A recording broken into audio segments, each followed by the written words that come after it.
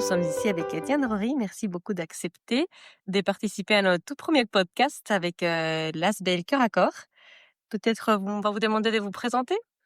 Me présenter? Bon, eh bien, je suis psychologue, comme vous, Ah oui, je me fais... psychanalyste et ça fait quelques années que je travaille en tant que, psychanalyste, en grande partie avec des enfants, mais pas qu'avec des enfants, aussi des ados, des adultes et et j'aime beaucoup mon métier.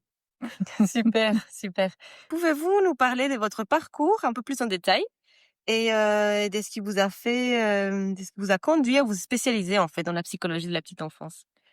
Le parcours, c'est en général quand on est motivé par quelque chose, c'est parce qu'on l'a un petit peu vécu soi-même. Mmh. Et donc, pourquoi je suis passionnée d'enfance? Parce que j'ai perdu un frère quand j'avais 10 ans qui était très, très, très proche Mmh. et que ça a été un grand drame familial et que donc, voilà, ça a amené beaucoup de souffrance et parfois de l'incompréhension et je me suis dit que depuis cet âge-là, je me suis dit: «Moi, plus tard, je travaillerai pour les enfants en difficulté» et ça m'a jamais lâchée.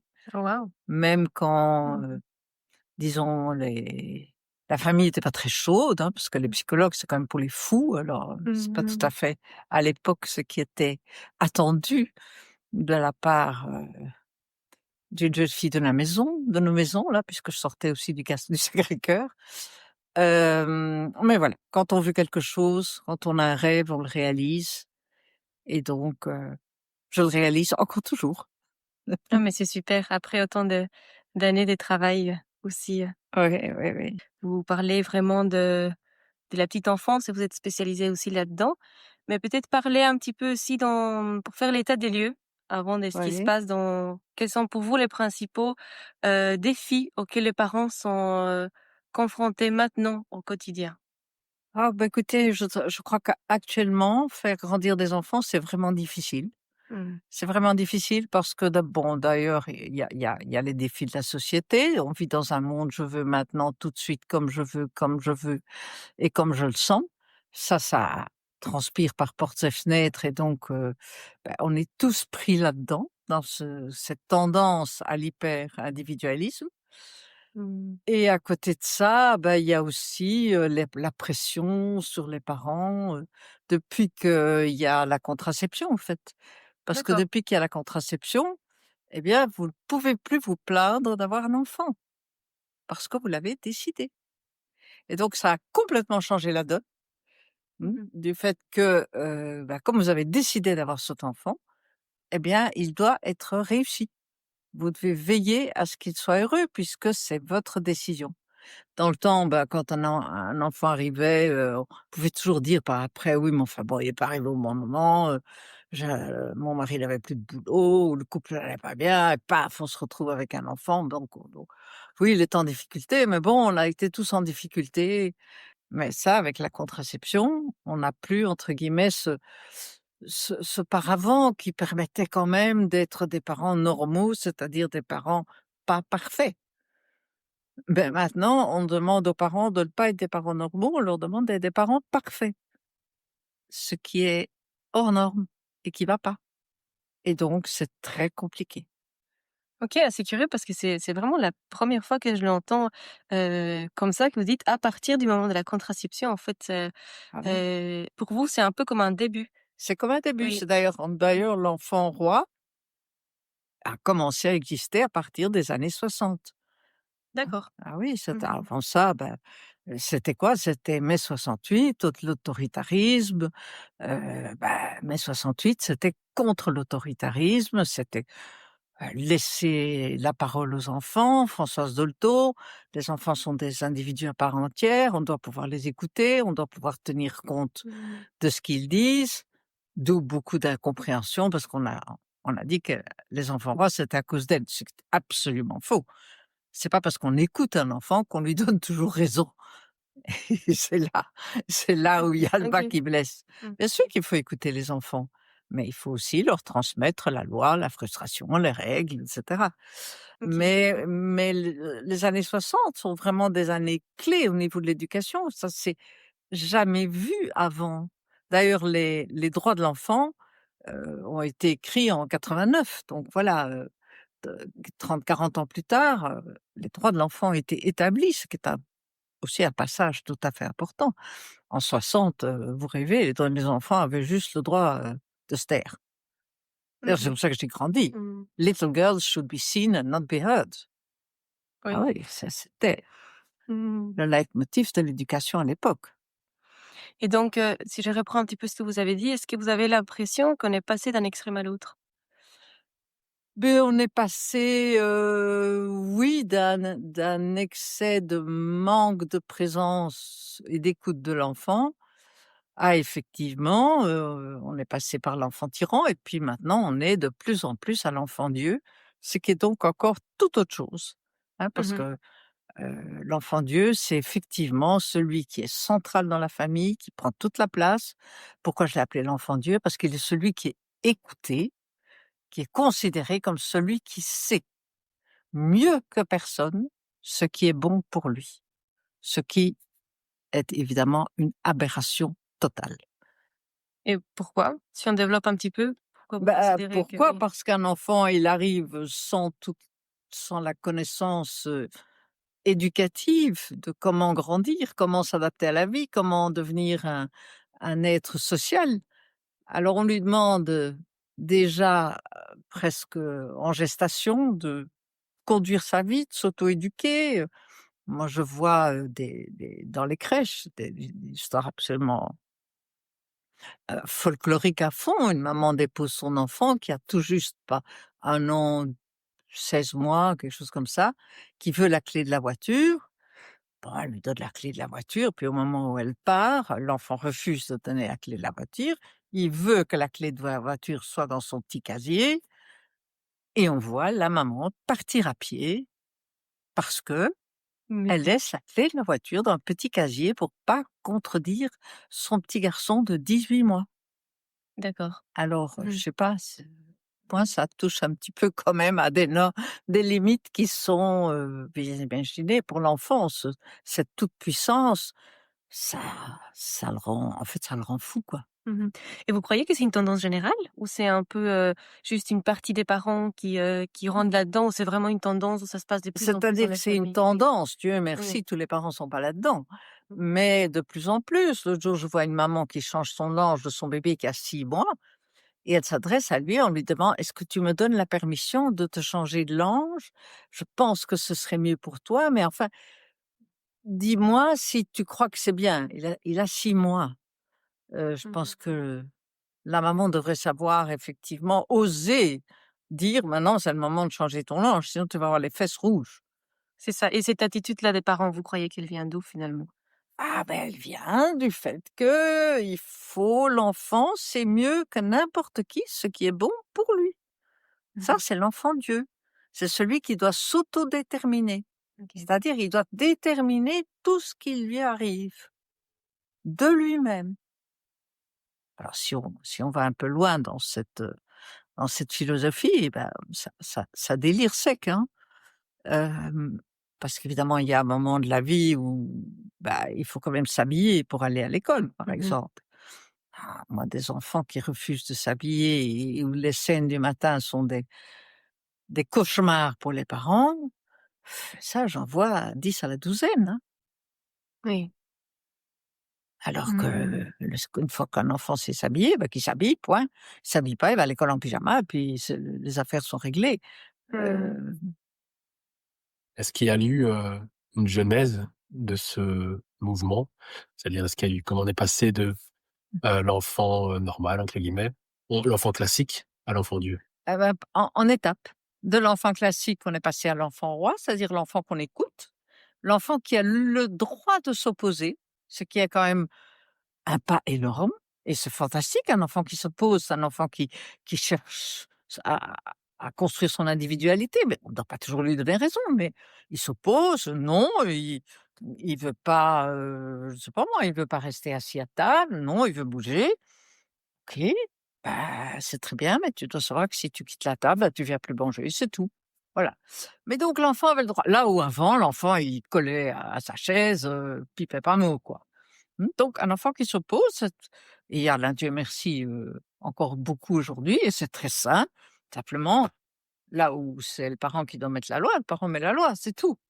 Mais c'est-à-dire dans la hiérarchie, on a encore toujours le parent au-dessus, l'enfant en dessous, hein, et le parent qui finalement prend la décision finale: «OK, tu peux aller te promener», ou bien qui lui dit, «Tu restes à table», enfin ça m'est égal quoi, ben c'est la décision du parent. Alors, mais comme les parents ont de moins en moins su ce qu'ils pouvaient faire ou pas faire, parce que c'est devenu flou les limites, parce qu'ils avaient peur quand même de frustrer leur enfant. Peut-être que c'est quand même, s'il s'oppose, je dois quand même faire ce qu'il veut. Donc, c'est devenu flou. Et c'est comme ça qu'on est arrivé, en plus les droits de l'enfant en 89. Donc, du coup, ils avaient des Mmh. droits, du coup, tous les parents sont encore même plus à trembler.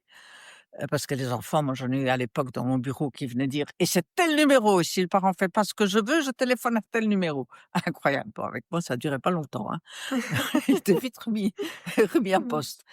Il y avait ça et il y a la chute du mur de Berlin en 89, et la chute du mur de Berlin fait que, toute la population occidentale a poussé une espèce de ouf, hein. Vous avez pas connu, c'est la guerre froide, mais toute l'Europe et les États-Unis et la Chine, parce qu'il y avait la menace de la bombe atomique. Donc pendant des années, on vivait en tremblant que quelqu'un pète un câble et lâche une bombe. Et puis, la chute du mur. Oh! Allez, on aura la paix dans le monde, pas de bombe atomique, et est arrivée l'émocratie, c'est-à-dire le droit aux émotions, le droit à voilà, à pleurer pour les hommes, à dire comme on a eu peur, mais comme c'est chouette et être heureux et tout ça. Démocratie fait que, ben, on était de plus en plus à écouter aussi les émotions de l'enfant et ses propres émotions et tout, et c'est très bien, hein. Mais à un moment, il fallait que l'émotion de l'enfant prime ou se négocie. Parce que qu'est-ce qu'on voit au niveau des places hiérarchiques? On voit que parents et enfants sont au même niveau. Chez l'enfant tyran et dans les années 2000. Ils sont au même niveau et on négocie. Alors il y a le petit qui négocie 2 bonbons à condition, qu'il veut bien ramasser ses jouets, mais alors il reçoit 3 bonbons et pas 2. Mmh. Mmh. Et donc on était dans cette époque-là, quoi, hein, où il y a encore aujourd'hui des enfants comme ça qui négocient avec leurs parents. Moi j'appelle ceux-là les enfants tyrans, hein. Ils cherchent à prendre le pouvoir, mais on négocie. Puis les réseaux sociaux arrivent, avec la psychologie positive mal comprise. Il faut, absolument que l'enfant, qui sait mieux que tout le monde, détermine sa vie et cetera. Et ça, c'est l'enfant Dieu, parce que là, on a l'enfant au-dessus et le parent en dessous. Mmh. Le parent se soumet à la loi de l'enfant. Alors vous imaginez, pour l'enfant, le niveau d'angoisse que vit cet enfant qui doit gérer les adultes, Mmh. qui doit décider que c'est papa qui va le coucher ce soir et pas maman, ou le contraire, qui doit donc décider à la place des parents ce qui est la responsabilité des parents. Et donc évidemment, les psys, nous avons du travail jusque par-dessus la tête avec Mmh. tous ces enfants-là. Ils sont morts d'angoisse et puis ils grandissent et puis ils deviennent des ados et puis ils se suicident parce que la vie n'a pas de sens. Parce qu'il y a pas eu de transmission, parce qu'ils n'ont pas de projet, parce que tout doit venir d'eux, ils doivent s'auto-construire, ils doivent s'auto-créer. Alors ils ont les réseaux sociaux, ils essayent de faire n'importe quoi, il faut avoir vite beaucoup d'argent, donc la drogue, c'est quand même une bonne piste, et voilà, et on est parti vers des situations assez compliquées. Et tout ce que vous avez dit justement en parlant, en disant: «Les psychologues, on aura du boulot», je reviens à ce que vous dites sur la psychologie positive, et que vous dites: «C'est une psychologie positive mal comprise». En fait, qu'est-ce que vous entendez exactement par là? Comment en fait on doit la comprendre, cette psychologie positive? Bah, c'est-à-dire qu'on doit la comprendre parce qu'elle suit les droits de l'enfant. Et au point 4 des droits de l'enfant, l'enfant a droit à une éducation et à des limites structurantes. D'accord. Mais cette ligne-là, Mmh. je sais pas où elle est partie. Quelque part, Ouais. on l'a effacée. Tout le reste, c'est magnifique, mais on enlève une ligne essentielle. Mmh. Mettre des limites structurantes. Et comme on a confondu structurante et oppressante, on enlève toutes les limites. D'accord. Surtout pas oppresser mon pauvre petit qui va être frustré et à cause de moi, il va être malheureux. Parce que le mot d'ordre, c'est le bien-être. Il doit être heureux tout le temps. C'est le bien-être. Alors, les parents, ils sont là, le bien-être de mon enfant, le bien-être de mon enfant. Mais quand même, on est quand même dans une société hyper individualiste. Alors, je dois quand même aussi penser à mon bien-être. Et j'aime bien aller à ma gym 3 fois par semaine. Et j'ai mes petites sorties avec mes copains. Mais à cause de ça, le gosse. Et donc, les parents, ils sont épuisés. Mmh. C'est ingérable, tout ça. Et en plus, il faut être parfait, quoi. Oh, ouf. Donc, pression un peu dans tous les sens. Pression dans tous les sens. Mmh. Et d'où il y a une série de couples qui décident de pas avoir d'enfants pour diverses raisons. Il y a des raisons écologiques, il y a des raisons mais il y a aussi des raisons de, beh, c'est trop dur, quoi. Mmh. Alors que c'est des fausses raisons. Tout à fait. Et alors, comment arriver alors à cet équilibre en tant que parent, de pouvoir mettre un cadre et rester dans ce côté aimant? Et donc, on dit: «Ben voilà, on est à l'écoute de l'enfant, mais c'est pas pour autant que c'est l'enfant qui dit ce qu'il doit faire, ce qu'on Ah doit mais faire». c'est pas parce qu'on met un Oui, cadre qu'on n'aime pas, hein. mais c'est ça, OK. Bien Si on sûr. aime son enfant, on lui met un cadre. Mmh. On lui met des conséquences à ses actes. C'est ça l'amour. L'amour conditionnel. Je t'aime à condition que tu ranges ta chambre. Et les enfants ont besoin de 50% d'amour inconditionnel, qui est je t'aime quoi que tu fasses. Mais 50% d'amour conditionnel, je t'aime à condition que tu ramasses que tes jeux, à condition que tu mettes, tu aides à débarrasser la table, c'est-à-dire ce qui introduit l'enfant aux normes de la société. Ça l'amour conditionnel. Mais c'est ça l'amour, parce que ne pas éduquer un enfant s'il ne rentre pas dans les normes de la société, il va faire quoi? Il va faire des phobies scolaires, il va complètement se plonger dans les réseaux parce que là, on a des contacts, mais surtout pas physiques, Mmh. hein. Il y a des contacts et on clique et puis c'est fini. Donc c'est des faux contacts évidemment, ça n'a rien à voir avec la réalité. C'est ça qui est aimer un enfant, c'est lui permettre de l'humaniser. Mmh. Parce qu'en fait, vous parlez aussi de bien-être et donc aimer aussi, c'est pouvoir lui donner ces cadres-là parce que j'ai l'impression qu'on a tendance à faire la confusion entre la frustration est quelque chose de négatif.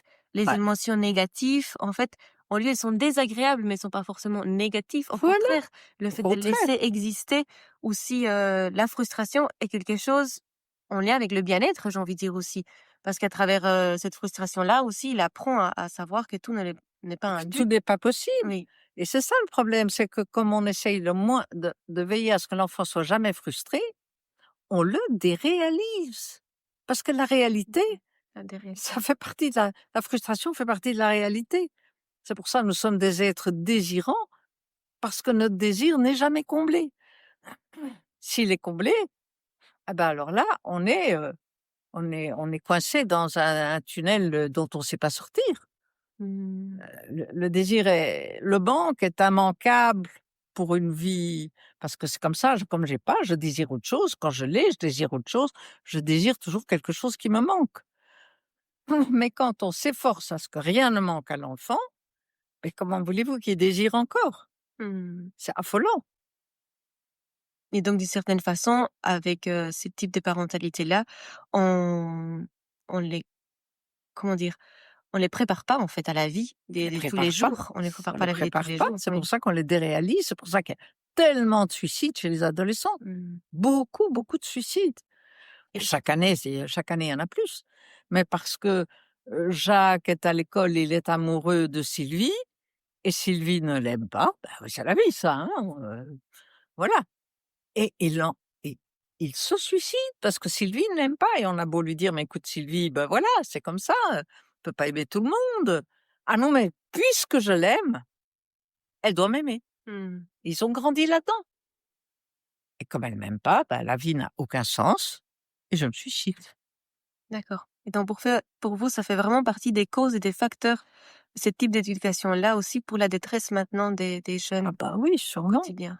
Et surtout, ce qui est de plus malheureux, c'est que ce sont des parents qui font tout ce qu'ils peuvent pour leur enfant. Donc je veux dire, il y a que de la bonne volonté, mais de la bonne volonté, en fait, qui a été mal instigée, des choses qui ont été mal comprises, quoi. Mmh.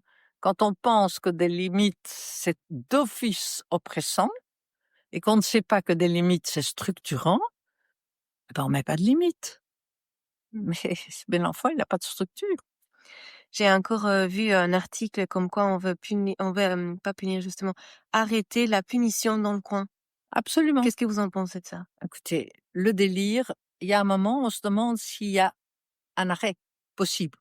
Déjà, on a voulu supprimer le time out. Alors le time out, c'est le plus bel outil éducatif qui existe.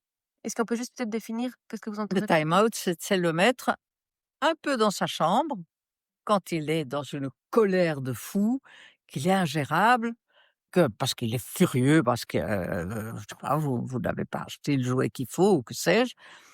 Eh ben oui, il a droit à sa colère, il est furieux, bah, écoute, il y a pas de problème, tu peux être en colère, mais ça fait trop de bruit pour mes oreilles. C'est pas du tout une interdiction de la colère, c'est l'interdiction de fait que, bon, j'ai autre chose à voir que les tympans percés, donc tu vas faire ta colère dans ta chambre. Time out, le temps de se calmer avec ses bouquins, hein. Time out, c'est pas au grenier avec des araignées ou dans la cave avec des crapauds, hein. C'est juste se retrouver dans un lieu qui est le sien. Ou si on n'a pas toujours un lieu, ben un endroit où il peut être avec un jeu, des livres, mais où tout le monde se calme et puis après à la limite on rediscute, de ce qui a été difficile. Oui ou non, on n'est pas toujours obligé de tout rediscuter, je veux dire voilà, c'était non et puis c'est tout. Mais alors si maintenant en plus, enfin quoique j'ai toujours trouvé ça en fait une punition ridicule dans le coin, mais c'est bien avec un enfant qui a 2 ans, 2 ans et demi. Mais quand j'entends évidemment des gens qui mettent des enfants de 4 ans dans le coin, que je veux dire ça a pas de sens quoi, hein. Ça va te cacher, ton visage est vilain, heu et puis s'il fait sa colère, le mettre dans le coin, ben, on a toujours les oreilles tympans percées, donc ça résout rien ce Mmh truc-là. mh. L'important du time out, c'est mettre l'enfant un peu à distance pour que chacun retrouve son souffle quoi, le parent comme l'enfant. Mais cette histoire de enfin ça va pas passer parce que sinon, je sais pas moi, mais le monde devient tout à fait taré quoi, fou. Mais pourtant la fessée est passée. Maintenant c'est interdit de Oui, faire une fessée, alors la fessée, c'est quoi la fessée? Évidemment qu'on est contre la fessée, tous les psys qui auront mais une fessée, est-ce que c'est une fessée d'un enfant de, de 3 ans qui a l'ange sur son pet bien gros et qui va et met ses doigts dans la prise? Et ben celui-là, une bonne claque sur les fesses pour que ça y recommence pas. mmh. Quelque chose qui fait choc parce que c'est dangereux, hein. Eh ben, il est pas traumatisé, hein. Il est 10 fois plus traumatisé quand ils rentrent dans mon bureau, les parents, et qu'ils sont là à hurler: «Vous vous rendez pas compte, on est content d'être là, parce que cet enfant on n'en peut plus, il nous pompe l'air, il nous tue l'existence, il nous» mais parce qu'ils sont à bout. Mmh. Mais ça c'est de la torture, parce que l'enfant il est là, il entend tout ça, hein, et c'est quand c'est lui qu'on parle. C'est juste horrible. Alors moi j'essaie toujours de calmer les gens pour que surtout, OK, on va en parler calmement, restons calmes pour que cet enfant n'entende pas toutes ces horreurs. Mmh. Vous savez, j'aime mieux qu'il flanque un pain sur les fesses, hein, au lieu de rien oser faire et de se pourrir la vie et d'arriver chez la psy en hurlant sur leur enfant. Mmh. C'est là où il y a tel manque de bon sens. Mmh. En fait, oui, c'est presque un manque de bon sens. C'est du manque de bon sens. Moi, tout ce que je vous dis là, c'est du pur bon sens. Pas besoin d'avoir fait toutes ces années de psychanalyse pour ça, mais enfin bon, voilà. Et pourtant, ça nous paraît de moins en moins du bon sens de le Et mettre en pratique dans une parentalité, au tout, quotidien. tout à fait, tout à Mmh. fait. Est-ce que tous les enfants passent obligatoirement par la phase de l'enfant tyran? C'est-à-dire, est-ce que c'est naturel pour un enfant de devenir tyran? Enfant roi, oui. Enfant tyran, non. Un enfant ne doit pas être dans la négociation. Le parent doit garder sa place au-dessus. Il doit être un guide. S'il est à côté, il n'est pas un guide, il est un copain. Rappelez-vous, on a c'est suffisamment parlé des parents copains et tout ça. Ça, c'est quand on est comme ça, quand on est même niveau. Alors on a papa copain, maman copine, mais et non. Mais l'enfant roi, ce qu'on a appelé l'enfant roi à l'époque, c'est-à-dire un enfant qui osait s'opposer, ils le font pas tous, mais c'est très sain. J'ai des parents qui arrivent en disant: «C'est infernal, il s'oppose à tout, il dit non à non, il dit non à tout». J'ai «Écoutez, c'est qu'il va bien, quoi». C'est tout, c'est qu'il va bien, c'est que vous avez donné tellement d'amour à votre enfant qu'il n'a pas peur de s'opposer. Quand on a reçu beaucoup d'amour, on sait qu'on ne perd pas l'amour en s'opposant, donc c'est la preuve que cet enfant se sent aimé. Alors, gardez vos limites, tenez bon, mettez-le un peu dans sa chambre quand il est trop nerveux, mais cet enfant va très bien. Par contre, on m'amène pas ceux qui rasent les murs, qui sont tout calmes, qui ne pipent pas mot. Ceux-là, souvent, ils traînent un trauma de toute petite enfance, un parent déçu ou une maman qui a été malade et ceux-là, «Oh, quand il était petit, c'était merveilleux, on l'entendait pas». C'est peut-être pas merveilleux un enfant qu'on n'entend pas. C'est un enfant qui se fait aussi petit que possible. Mais bon, parce que les parents ont peut-être, je sais pas, eu des difficultés eux et que cet enfant n'a pas voulu en rajouter une couche, quoi. Et donc ceux-là, il y a intérêt à les aider juste pour leur donner un petit: «Chut, jamais né c'est tu as mal compris. C'est pas sur toi que tes parents étaient fâchés, ils étaient tristes parce que ta grand-mère est morte pendant que ta maman, t'attendait, mais si elle pleurait, c'était pas à cause de toi». De pouvoir vraiment l'expliquer, l'enfant, quand Ouais, il a vécu. ouais. Peut déjà expliquer, très jeune, hein. Avec des mots très, très simples et évidemment des avec ce qu'il peut entendre à cet âge-là. C'est-à-dire que maman était très triste, pour reprendre l'exemple de qu'elle ait perdu sa maman. Maman était très triste et toi qui es sur le cœur de maman, tout près, tout entendu comme elle pleurait et tu as pensé que c'était à cause de toi parce qu'évidemment un bébé ne connaît rien d'autre que lui-même et sa mère. Il connaît rien d'autre, donc si elle pleure, c'est à cause du bébé. Et ça, déjà, un tout petit peut très bien comprendre. Mmh. Il faut aussi beaucoup travailler avec des dessins avec les enfants. Moi, je fais des dessins en leur racontant les choses. Les mots, c'est volatile, ça flotte, ça part. Tandis que les dessins, voilà, ça reste une image dans leur tête. Alors, on voit une maman gros ventre, une maman qui pleure, une grand-mère qui est morte. Enfin, voilà, des choses très, très, très simples. Et ça, on peut vraiment déjà faire avec un enfant plus jeune pour lever des malentendus.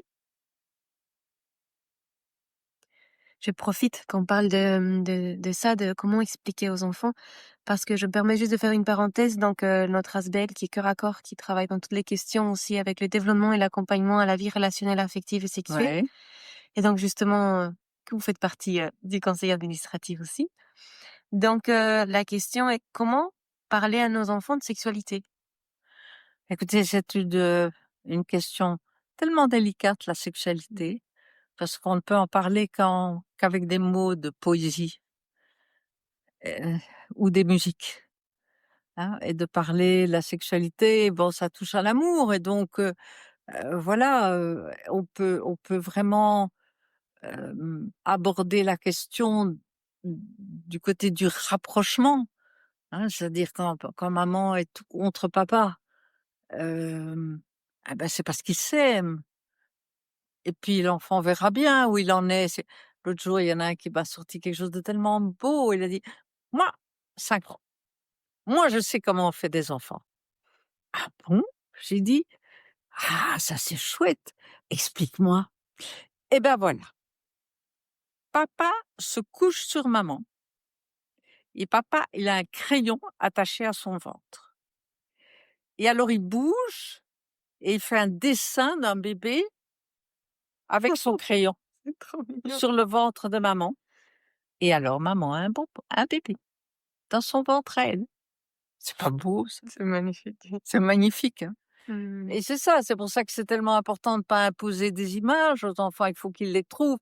Mais nous, on doit arriver avec des mots de poésie, de des musiques qu'on aime ou des choses qui sont vraiment qui parlent à des enfants parce que c'est sensuel, hein, ça peut être sensuel, ça peut être, hem et puis dans la nature, on voit 2 petits oiseaux qui se courent l'un derrière l'autre et qui essayent de se charmer. Voilà, il faut voir ce qu'on a autour de soi, mais il faut en tout cas, enfin il faut rien, hein, c'est un mot que je déteste. Mais c'est dommage de tuer leur imaginaire avec de la technicité, Mmh. hein. Alors, cette histoire, il faut parce que ça on dit, il faut parler de pénis, de clitoris, de vagin. Ouais, si vous voulez, ben, je sais pas si c'est vraiment indispensable Mmh. qu'on laisse l'enfant trouver des mots, quoi. Ah bah, là, le pénis du père, c'est un crayon accroché à son ventre. C'est quand même magnifique, hein? Mmh. Heu et chaque enfant le fait avec sa poésie interne. Ce qui est important pour l'enfant, c'est de savoir qu'il peut en parler. Donc on doit pouvoir en parler soi-même, d'où cette éducation est vraiment importante en disant que voilà, c'est quelque chose qui fait partie de la vie, que c'est quelque chose de magnifique, parce que c'est aussi grâce à ça qu'il y a des enfants. Hem, Et comment justement on peut créer ce climat pour que l'enfant puisse se sentir en confiance pour parler de tous ces questions-là, en fait? il faut trouver le bon moment Mmh. et si on le fait au niveau de l'école, il faut pouvoir le faire, autrement en ayant des pénis gonflés à l'entrée de la classe, quoi. Hein, ce qu'on voit parfois. Mmh. Heu, Mais là, vous faites une différence entre l'école et la maison, mais moi, ma question, elle est plutôt en lien avec les parents. En fait, comment les parents en famille peuvent permettre ça, que les enfants aient cette confiance-là, de venir vers eux pour cette question-là? Bah, la première chose, c'est évidemment de ne pas avoir peur entre parents de montrer de l'affection, Mmh. de s'embrasser, de que l'un et l'autre appellent son conjoint en disant: «Viens, après que je te fasse un câlin», hein. Parce que c'est et puis selon l'âge de l'enfant, on dit parce que quand on fait tellement des câlins, alors, ben, c'est grâce à ça que tu es là. Mmh C'est parce que mh. papa et maman, ils ont fait des câlins, ils avaient tellement envie tout à coup d'avoir un enfant, bah, tu arrivé. Tu as été d'accord de venir dans les câlins. Et puis voilà, quoi. Mmh. L'adulte aussi doit pouvoir laisser trouver le moment, trouver son imaginaire, ne pas avoir peur de son propre imaginaire, même si c'est pour dire des trucs qui paraissent complètement loufoques, complètement idiots, heu, mais pour un enfant, rien n'est idiot. Mmh. Il en fait son image à lui, mais il faut seulement oser sa simplicité. Il faut oser parler d'amour. Oui, voilà, il faut C'est le oser parler titre du d'amour, livre exactement. et notre pub. Donc il y a aussi le livre, créé coécrit et écrit, par Lasbel aussi qui s'appelle «Osons parler d'amour», Oui. avec des questions-réponses de comment parler justement de toutes ces questions-là avec nos enfants selon les âges, quand ils sont petits, plus ados. Et c'est très, très chouette ce livre parce que ça donne de nouveau, les parents ne doivent pas lire ça et se dire: «Ah, c'est que ça que je dois dire». Non, Mmh. c'est pour les aider à développer leur propre imaginaire. Voilà, regardez, on peut répondre ça, on peut répondre ça. Heu, voyez ce qui vous parle Mmh. dans tout ce qu'on propose comme réponse. Il y a pas une bonne réponse. Du bon sens comme on disait, mais finalement Voilà. tous apprivoiser ce bon sens. Bah oui, bah Donc oui, bah oui, c'est mmh. sûr, c'est sûr. Non, mais Mmh. c'est chouette, ce livre, je pense, peut vraiment être de grande utilité pour aider les parents à faire le premier pas, quoi. Mmh. Qui voient qu'il y a moyen finalement d'avoir des réponses très simples, des réponses, qu'il faut pas tout de suite se lancer dans des grandes explications biologiques, physiologiques et que je sais-je. Mais, oser parler d'amour, c'est oser parler de soi. Mmh. C'est quand même oser parler de soi. On a quand même tous quelque part dans le fond de notre cœur une histoire d'amour, quoi. Enfin, j'espère, parce que Mmh. sinon c'est un peu triste, quoi. À travers le livre aussi, on répond aux questionnements des enfants et on va pas plus loin que son questionnement, Mmh, là où il en est dans son développement. c'est ça, Et donc oui. en fait, c'est ça que pour moi, c'est important juste de dire, bah, répondons aux questions des enfants, mais pas plus. Mais Et pas plus, que pas oui, mmh, oui et surtout qu'un enfant n'est pas un autre. On Oui. peut avoir dans la même famille un enfant qui à 5 ans pose déjà des questions pointues et un autre qui après à 5 ans, pense encore que les enfants sont des choux, quoi. Ouais, why not, hein? Mmh. Respecter le développement de tout un chacun, c'est tellement Oui, important, c'est tellement important. tellement important. OK. Ah, une grande question. Comment la séparation parentale affecte-t-elle les enfants et quelles mesures peuvent être prises pour atténuer ces effets? Alors, d'abord, je vais, peut-être, en décevoir beaucoup, mais comment veiller à ce que ça n'affecte pas les enfants? Forget it. Il est évident que toute séparation affecte les parents, les Mmh. enfants. Sauf des cas où vraiment il y a une telle violence dans le couple que là, on peut dire que les enfants, ils attendent que ça, quoi. Mmh. Mais actuellement, enfin, c'est aussi beaucoup, c'est pas que la violence, c'est aussi beaucoup: «Je t'aime plus», hein. Simplement l'autre qui dit: «Mais en fait, je t'aime plus». Vu que, le mariage ou l'union d'un couple est basé beaucoup sur, de l'émotionnel. Ce n'est plus basé comme à l'époque, on se mariait parce qu'on voulait des enfants, heu, on voulait avoir une famille, voilà, settled et non, maintenant on se marie parce qu'on s'aime, ce qui est très chouette, hein, j'ai rien contre, hein, parce que c'est important. On s'aime, mais vous savez comme moi que rien n'est plus volatile que l'amour. Je veux dire au bout de 3 ans, l'amour, l'amour du début, il est plus là. Alors tout l'art évidemment du couple, c'est de faire évoluer cet amour, et de se faire rire tous les jours et de veiller à ce que, voilà, à ce que ça reste vivant.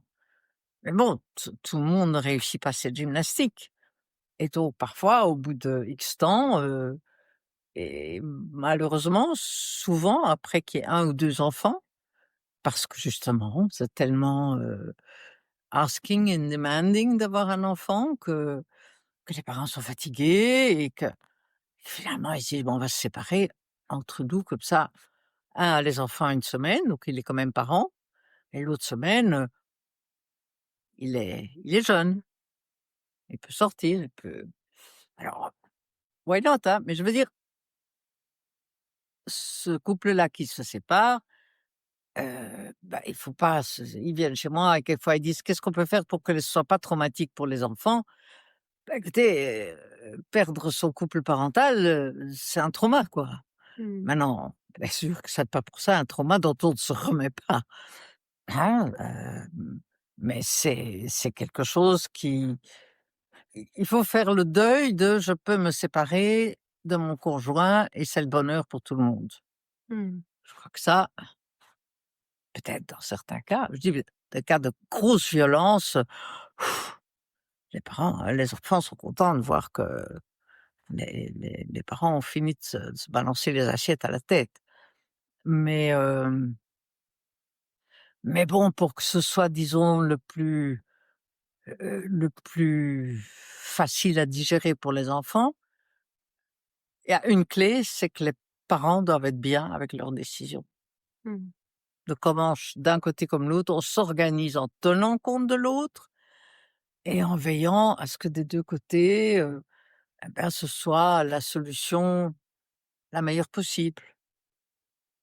Parce que, se sacrifier, par exemple, pour ses enfants. Moi, j'ai parfois des mères qui disent: «Ah, mais non, mon mari m'a quitté.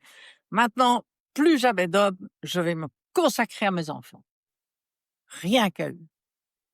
Ça va être ma vie». Bah, je voudrais pas être votre enfant, hein, parce que si vous vous sacrifiez pour moi, comment est-ce que je vais grandir? Comment est-ce que je vais oser être adolescent? Comment est-ce que je vais oser moi d'être un peu insolente, de vous laisser planter là et d'avoir un un petit ami? Et donc, de sortir au cinéma avec mon petit ami, alors que ma pauvre maman est toute seule à la maison. C'est un idéal que parfois, certains parents ont, mais je leur dis: «Vous savez, l'enfant, c'est pas ça qu'il rêve. Il rêve d'avoir un parent heureux». Mmh. Donc un parent qui éventuellement refait sa vie ou en tout cas a une vie à côté de celle de parents, quoi. Parce que là, c'est aussi parfois comme ça, bon. Ah, maintenant je vais me consacrer, c'est très féminin, hein, je vais me consacrer à mes enfants. Des hommes, il m'en faut plus. Dommage. Surtout qu'après les enfants vont partir Ah bah, c'est ça. et donc la Mais comment responsabilité voulez-vous de la qu'ils maman. partent? C'est compliqué de partir et de laisser maman toute seule plantée là, Mmh. hein, Il y a un donc conflit de loyauté qui ça s'installe. les met dans des conflits Super. de loyauté, ça Mmh. leur empoisonne l'adolescence, quoi. Parce que l'adolescence, c'est quand même la façon dont le jeune doit dire, à son parent, «Va te faire voir ailleurs», Mmh. s'il est fait une vraie s'il est un bon adolescent. Mais c'est difficile de dire ça à une maman, hein, ou à un papa qui s'est sacrifié toute sa vie pour ses enfants. Est-ce qu'il y a pas aussi, une attitude à avoir envers le parent, enfin envers l'ex-conjoint? Parce que j'ai beaucoup entendu des enfants qui disent: «En fait, j'en ai marre de prendre position», Ah aussi. Est-ce ouais, qu'il y a aussi quelque chose de cette c'est loyauté-là? vraiment Oui. compliqué. Comment et c'est difficile de demander aux parents de ne pas se mêler de ce qui se passe de l'autre côté. On est séparés, hein. Mais l'enfant qui revient et alors et chez papa, il vous a fait à manger ou bien c'est tout sort, du feu à l'eau fraîche ou ce que sais-je? Genre de questionnement, «Ah vous voyez, bah, mon fils, voilà et son pull est déchiré». «Ah oui, son pull est déchiré, bah oui, Mmh. qu'elle le recousse quoi, hein». Qu'elle se pèse. Oui, mais indépendamment des détails comme ça, il y a aussi le côté que, comme on a la blessure aussi que l'autre, il a eu peut-être tort, qu'on en parle mal de la personne en tant que personne. Ça Il y a aussi peut-être évidemment, quelque chose, ça c'est quelque chose, d'assez courant aussi, hein. Les pervers narcissiques, quand ils se séparent, le conjoint, il en prend pour son grade, hein. mmh, Parce que tout le plaisir, c'est de détruire le conjoint, aux yeux des enfants et ça, c'est d'une cruauté, terrible. mmh. Et ça, en général, les gens qui font ça, ils veulent rien entendre, c'est eux qui ont raison et c'est très, très, très destructeur et ça fout vraiment les gosses en l'air. Parce qu'ils savent plus où est la vérité. Heu, L'enfant demande à sa mère: «Tu veux pas m'acheter une nouvelle paire de baskets?» et la mère dit: «Écoute, moi, je ne sais plus te la payer, je n'ai pas d'argent, papa ne paye pas sa pension et j'arrive tout juste avec mon boulot».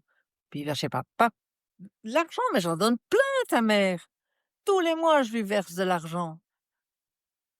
Elle a tout ce qu'il veut». Mais évidemment, elle sort avec ses copains et elle fait la fête, avec ton argent, avec l'argent que je paye pour toi.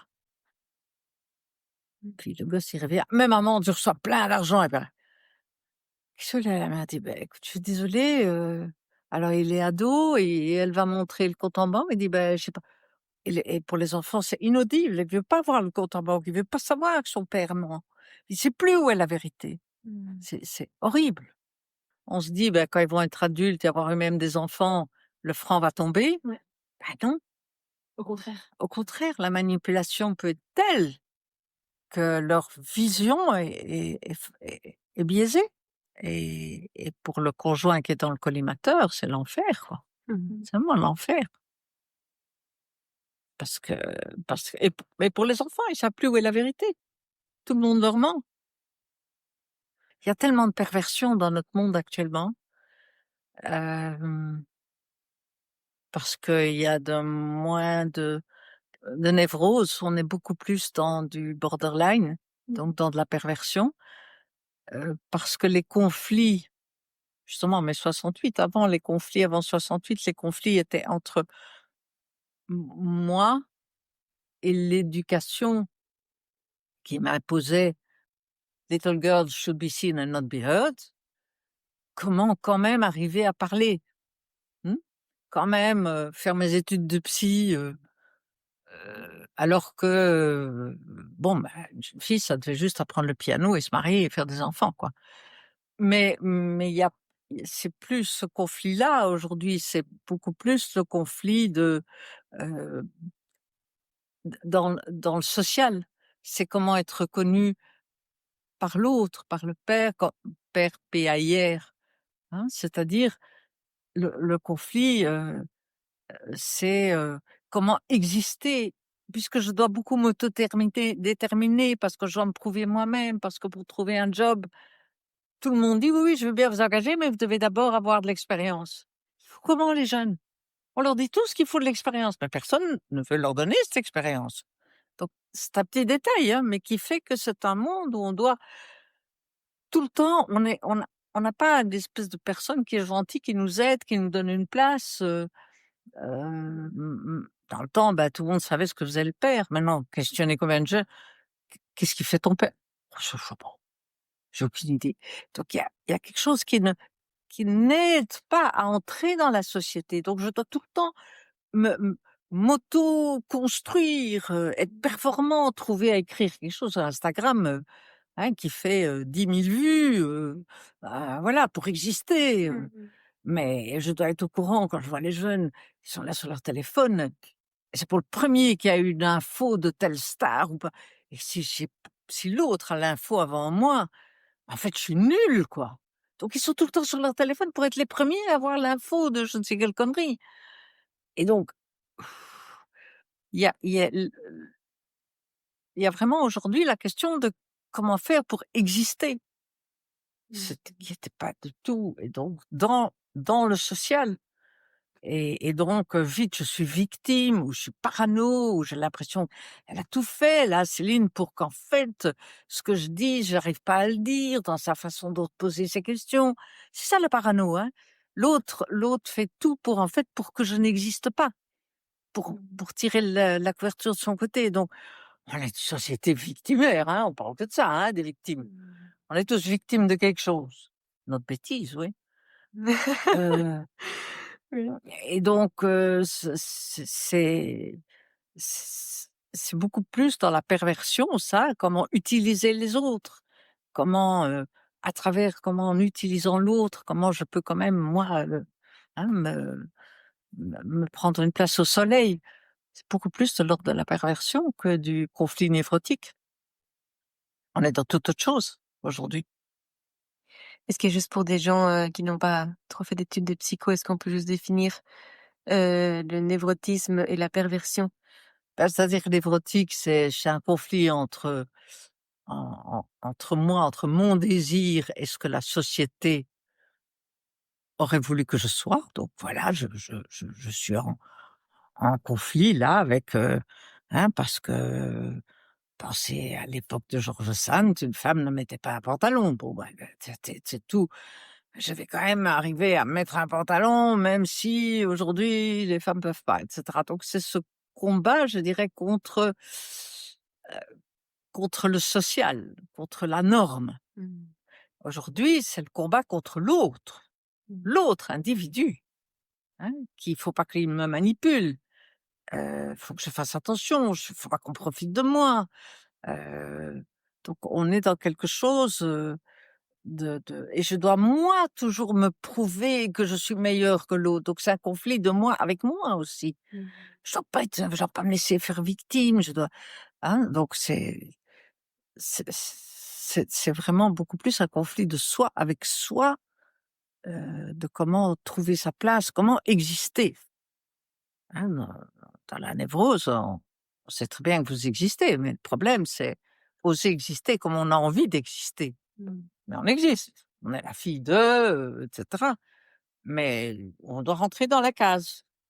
Alors, bah, toute la découverte de Freud, c'est que bon, voilà, ça en essayant de sortir de la case, bah, il y a des troubles. Il y a celles qui s'évanouissent, il y a les hystériques, les je sais pas tout quoi, mmh, mais c'est pas pour exister qu'on existe, mais pas comme on voudrait, pas selon mon désir.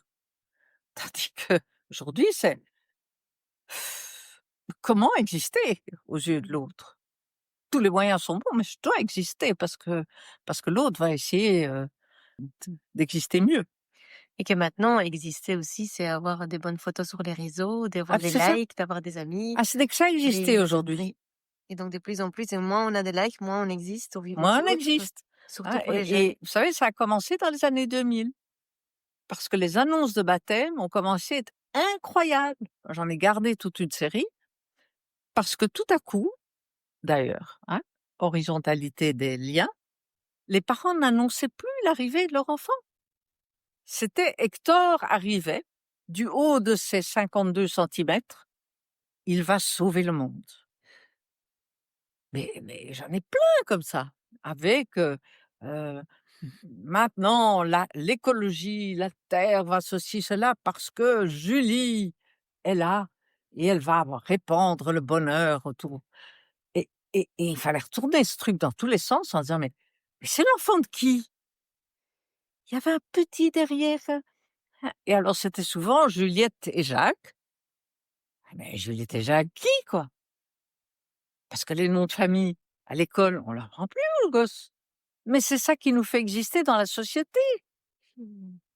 et c'est ça le à l'époque, bah, justement pour en revenir à la question de la névrose, à l'époque, j'étais pas Diane, j'étais une Rory, et une Rory, ça se comporte comme ça, comme ça, comme ça, avec dans telle norme sociale. Mais aujourd'hui, Rory, ça a plus rien à voir, je dois être Diane, je dois être meilleure que toutes les Dianes.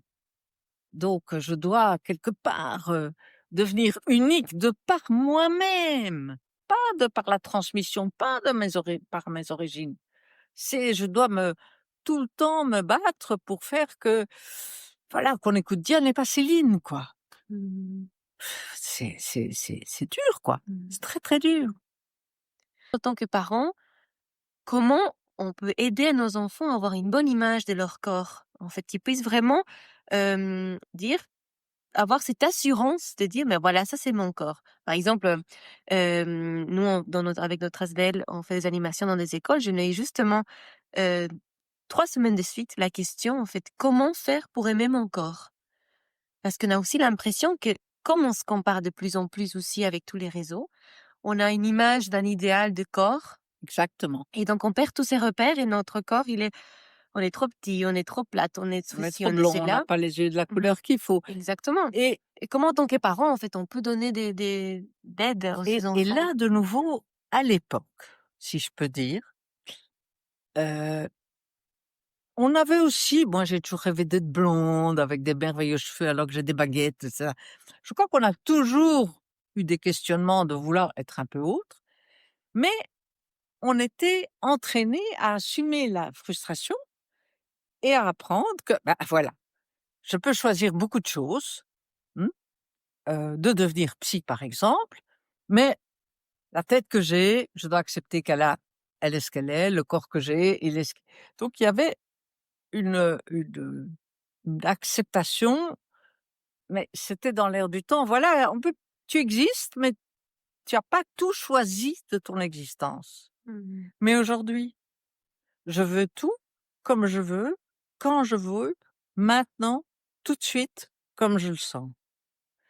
Alors, il n'y a plus cette espèce d'évidence qu'il y a des choses qu'on ne choisit pas et que, bah, on doit accepter de pas être blonde avec des beaux cheveux bouclés. Bah oui, qu'est-ce que vous voulez? C'est dur à avaler, mais j'avale, quoi, parce que j'ai pas le choix. Je vais alors essayer quand même de devenir psy parce que ça, c'était pas mis dans le carnet de route, mmh, mais la matérialité de qui je suis, j'ai pas choisi. Mais aujourd'hui, comment on fait croire aux enfants qu'ils peuvent s'autodéterminer? Eh bien, c'est à la limite complètement nul de ne pas être, différente, que ce je rêve d'avoir, des yeux en amande, des cheveux tout noirs, et aujourd'hui, bah, le jeune qui n'a pas ce qu'il rêve, il se dit: «Mais je me suis mal choisi. Mmh. Qu'est-ce que je peux faire pour pour être ce que je voudrais être, pour exister comme mon idéal?» Alors, bah, c'est pour ça que la chirurgie esthétique, ah ben, ils se font un pognon, pas possible. Ah bah, évidemment, parce que comme la science donne des possibilités de se faire des fesses rondes quand elles sont un peu plates, et de se les faire plates quand elles sont trop rondes, les gens le font et se font du botox jusqu'aux oreilles, quoi, qui sont comme ça, enfin, je veux dire, c'est absolument, heu et alors, comment est-ce que je peux aimer mon corps? Ben c'est très compliqué parce que toujours dans notre corps, il y a quelque chose qu'on n'aime pas. Mais le problème, comment est-ce que je peux accepter que je n'ai pas choisi le corps que j'ai? Ça, c'est la question et ça, c'est l'éducation, l'humour, la transmission qui dit: «Ah ouais, tu rêvé d'avoir des cheveux comme ça, mais tu sais que moi, je t'adore avec tes petits cheveux raides». Mmh. Et c'est ça et c'est alors le regard du parent sur l'enfant en lui disant: «Oui, bah, oui» et d'abord normaliser en disant: «Tu sais, moi aussi je pensais que, ben, finalement, ben, j'ai grandi et puis je suis très contente d'être comme je suis et toi, c'est normal que tu te poses des questions, mais moi, en tout cas, je t'aime comme tu es» et puis, hem, je sais pas moi, on a une fille un peu ronde, ah bah, si le papa peut prendre sa fillette et lui dire: «Viens, ah, au moins avec toi, regarde, j'ai quelqu'un dans les bras, hein, parce que si tu étais comme ça une petite ficelle, je sentirais même pas que tu es là». Enfin, j'en sais rien, c'est quelque chose qui valorise, là où on sent que l'enfant est peut-être un peu plus de doute sur lui-même.